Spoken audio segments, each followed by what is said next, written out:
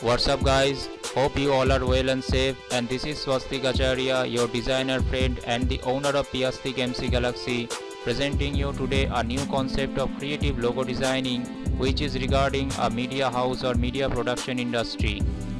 One of my followers asked me to make this design idea, by which all of you guys will also take a good concept of logo design in Adobe Photoshop regarding any media or production industry.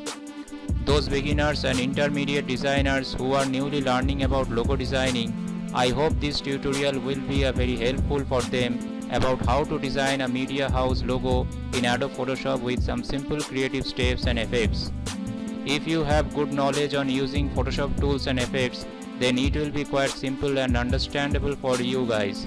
So watch the tutorial till the end and let me know in the comment box if you have any new ideas or concepts or any new queries. So guys, thank you very much for being with Swastick Multi Creative Galaxy, and always keep supporting to grow more and to represent more attractive graphic designing projects for you.